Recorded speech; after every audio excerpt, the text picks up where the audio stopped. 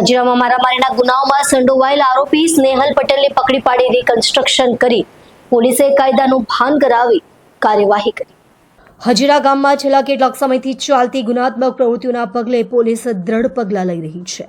હમણાં હજીરા પોલીસે મારામારીના અનેક ગુનાઓમાં સંડોવાયેલા આરોપી સ્નેહલ ઋત્વિક વાંદરુ પટેલને પકડી પાડી કડક કાર્યવાહી હાથ ધરી છે.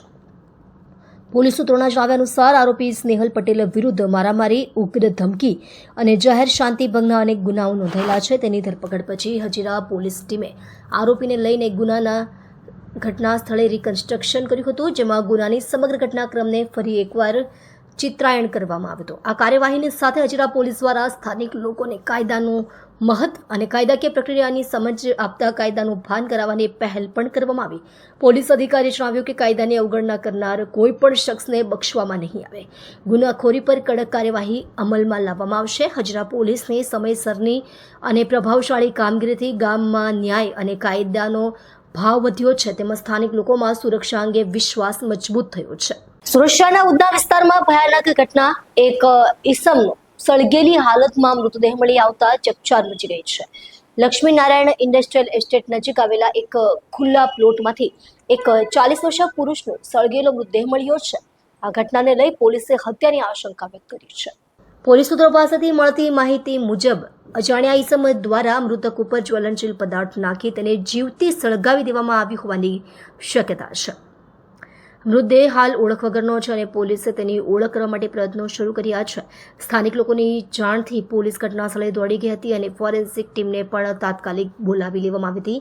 પ્લોટની આજુબાજુથી અગત્યના પુરાવાઓ એકત્રિત કરવામાં આવ્યા છે. ઉધના પોલીસ સ્ટેશન અધિકારીઓએ જણાવ્યા મુજબ અમે સમગ્ર મામલાને ગંભીરતાથી તપાસ કરી રહ્યા છીએ. પ્રાથમિક તારણો મુજબ આ પૂર્વ નિયોજિત હત્યા લાગે છે. નજીકના વિસ્તારમાં સ્થિત તમામ સીસીટીવી કેમેરાના ફૂટેજ ખંખેરવાનું કામ શરૂ કરી દેવામાં આવ્યું છે. આ ઘટનાને પગલે સ્થાનિકોમાં ભયનો માહોલ છવાઈ ગયો છે. પોલીસે જાહેર જનતાને અપીલ કરી છે કે જો કોઈ પાસે ઘટનાની સંદર્ભે માહિતી હોય તો તાત્કાલિક પોલીસનો સંપર્ક કરે. હત્યા પાછળનું કારણ શું છે અને આરોપી કોણ છે તે હજુ સુધી સામે આવ્યું નથી. પોલીસની વધુ તપાસ ચાલુ છે. ચોકીદાર કે ચોર? સુરત સથાણા વિસ્તારમાં ચોકીદારી કરતા શખ્સે પોતાની જ ફરજને ઓળંગી ચોરનું રૂપ ધારણ કર્યું. હિતેશ ઉકાણી નામના આ વોચમેનને સથાણા પોલીસે 6 બાઇક ચોરીના ગુનામાં ઝડપી પાડ્યો છે. સથાણા અને લસકડા વિસ્તારમાં છેલ્લા કેટલાક સમયથી બાઇક ચોરીના કિસ્સાઓ વધી રહ્યા હતા. પોલીસે ગુપ્ત માહિતીના આધારે હિતેશ ઉકાણીની ધરપકડ કરી, જ્યાં પૂછપરછ દરમિયાન તેણે મોજ શોખ માટે 6 બાઇક ચોરવાનો ગુનો કબૂલ્યો હતો. સથાણા વિસ્તારમાં રહેલ લોકોએ છેલ્લા કેટલાક સમયથી બાઇક ચોરીની ઘટનાઓથી હેરાન થઈ ગયા હતા. ત્યારે આ બનાવમાં વધારો થતા સથાણા પોલીસે ગત દિવસે મહત્વની કાર્યવાહી હાથ ધરી હતી. પોલીસે ચોકીદારીની નોકરી કરતો હિતેશ ઉકાણી નામના શખ્સને અટકાવી તેની પાસેથી ચોરીની 6 બાઇક જપ્ત કરી હતી. પ્રાપ્ત માહિતી મુજબ સથાણા અને લસકડા વિસ્તારમાં બાઇક ચોરીની ઘટનાઓ વધી રહી હતી. પોલીસને મળેલી ગુપ્ત માહિતીના આધારે હિતેશ ઉકાણીને શંકાના આધારે પકડી પૂછપરછ હાથ ધરવામાં આવી હતી. પ્રાથમિક પૂછપરછ દરમિયાન તેણે મોજ શોખ માટે 6 બાઇક ચોરવાના ગુનાની કબૂલાત કરી હતી. પોલીસે આરોપી પાસેથી કુલ 6 બાઇક કબજે લીધી છે, જેમાં સથાણા વિસ્તારમાંથી 3, લસકાણા વિસ્તારમાંથી 2 અને ઉત્તરાયણ વિસ્તારમાંથી 1 બાઇકની ચોરી થયેલી હોવાનું ખુલ્યું છે. હાલ પોલીસે આરોપીની ધરપકડ કરી વધુ પૂછપરછ શરૂ કરી છે. આ મામલે વધુ ચોરીઓ બહાર આવે તેવી શક્યતા પણ પોલીસે વ્યક્ત કરી છે. સુરત શહેરમાં લુખ્ખા તત્વોનો આતંક યથાવત. અડાજણ વિસ્તારમાં બાઇક ઓવરટેક કરવા જેવી બાબતે માર મરાવી 3 જેટલા લુખ્ખા તત્વોએ ઢોર માર મારતા યુવકની આંખમાં ગંભીર ઇજાઓ પહોંચી હતી. સમગ્ર ઘટના સીસીટીવી કેમેરામાં કેદ થઈ જોવા મળી છે. સુરત શહેરમાં અસામાજિક તત્વોનો આતંક ચરમસીમા પર પહોંચી ગયો છે. કાયદો અને વ્યવસ્થાના ધજાગરા ઉડાડતી એક સનસનાટીપૂર્ણ ઘટનામાં અડાજણ વિસ્તારમાં બાઇક ઓવરટેક કરવા જેવી નજીવી બાબતે 3 જેટલા લુખ્ખા તત્વોએ એક યુવકને અધમુવો કરી નાખ્યો. આ હુમલામાં યુવકની એક આંખમાં ગંભીર ઇજા પહોંચી છે, જે શહેરમાં સુરક્ષાની સ્થિતિ પર ગંભીર પ્રશ્નાર્થ ઊભા કરે છે. પ્રાપ્ત માહિતી અનુસાર આ ઘટના અડાજણ વિસ્તારમાં બની હતી. બાઇક પર જઈ રહેલા એક યુવકને 3 જેટલા અસામાજિક તત્વોએ રોક્યો હતો.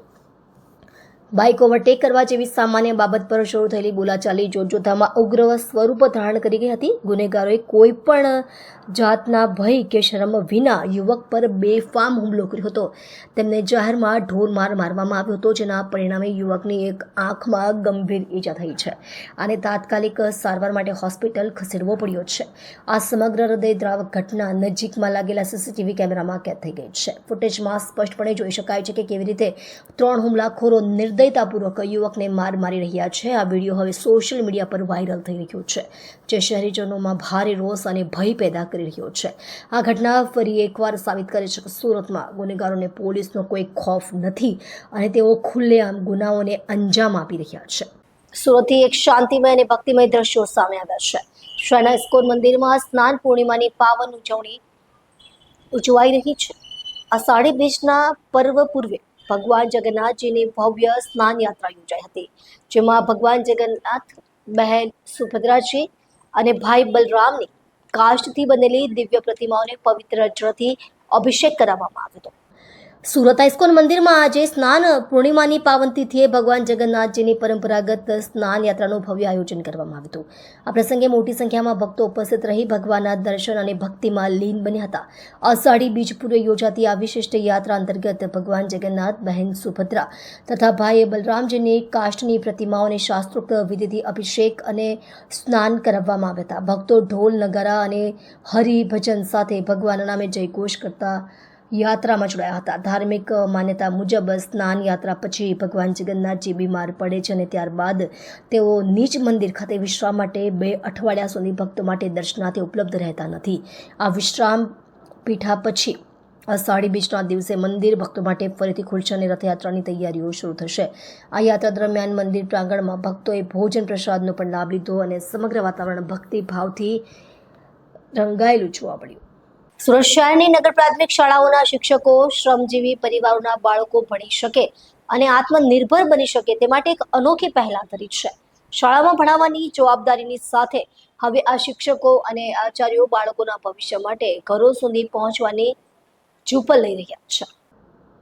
શિક્ષકો દ્વારા શહેરના શ્રમજીવી વિસ્તારોમાં રોજ સવારે અને સાંજે જઈને માઇક અને પેમ્ફલેટ દ્વારા જાગૃતિ ફેલાવવાનું અભિયાન શરૂ કરવામાં આવ્યું છે. મરાઠી ભાષામાં લોકોને પોતાના બાળકોને સરકારી શાળામાં દાખલ કરાવવા અપીલ કરવામાં આવી છે. સુરતમાં હાલ કુલ 55 સરકારી મરાઠી શાળાઓ કાર્યરત છે. આ તમામ શાળાઓમાં સંપૂર્ણ ભણતર ઉપરાંત મફત પુસ્તકો, યુનિફોર્મ, મિડ ડે મિલક જેવી અનેક જરૂરી સુવિધાઓ ઉપલબ્ધ છે. તેમ છતાં કેટલીક શ્રમજીવી વસાહતોમાં આ માહિતીનો અભાવ છે, જેને પહોંચી વળવા શિક્ષકો જાતે આગેવાન બન્યા છે. આચાર્યો અને શિક્ષકો દ્વારા ચાલતું આ અભિયાન માત્ર શૈક્ષણિક જવાબદારી નહીં પણ સમાજ પ્રત્યેની પ્રતિબદ્ધતાનું શ્રેષ્ઠ ઉદાહરણ બની રહ્યું છે. ભણતરનો પ્રકાશ દરેક બાળક સુધી પહોંચે એ માટે આ શિક્ષકો દ્વારા ઉદાહરણરૂપ કાર્ય થઈ રહ્યું છે. મારું નામ ચંદ્રશેખર પ્રકાશ નિકમ છે. હું અત્રેની શ્રી દામોદર હરી ચાપેકર શાળા નંબર 222 મુખ્ય શિક્ષક તરીકે ફરજ બજાવું છું. અમે વેકેશનના 10-15 દિવસ પહેલાંથી જ વિસ્તારમાં જઈને વાલીઓને જે નગર પ્રાથમિક શિક્ષણ સમિતિ સુરત છે તેમજ ગુજરાત સરકાર દ્વારા જે વિદ્યાર્થીઓ માટે લાભ અને યોજનાઓ આપવામાં આવે છે એ તમામની માહિતી પેમ્પલેટ છપાવીને દરેકના ઘરે ઘરે જઈને આપી રહ્યા છે. આજે નગર પ્રાથમિક શિક્ષણ સમિતિ દ્વારા વિદ્યાર્થીઓને બૂટ, મોજા, ગણવેશ, પાઠ્યપુસ્તકો, સ્પોર્ટ્સ યુનિફોર્મ, સ્પોર્ટ્સ શૂઝ આવા તમામ સારા લાભો આપવામાં આવી રહ્યા છે. એટલે અમે વાલીઓને જાગૃત કરીએ છીએ કે તમે સરકારી સ્કૂલમાં તમારા બાળકને નાખો. એમાં જે વિદ્યાર્થી ધોરણ 6માં 1 નંબર લાવે છે કે આવે છે એને સાયકલ પણ આપવામાં આવે છે. આવા સરસ લાભ જો સરકારી સ્કૂલમાં મળતા હોય તો ખરેખર સરકારી શાળામાં વિદ્યાર્થીને પ્રવેશ કાર્ય લેવું જોઈએ. તેમજ અત્યાર સુધી 15 થી 20 બાળકોએ ખાનગી સ્કૂલમાંથી અમારી સ્કૂલમાં આવ્યા છે અને વાલીઓનો ખાસ સારો પ્રતિસાદ મળી રહ્યો છે.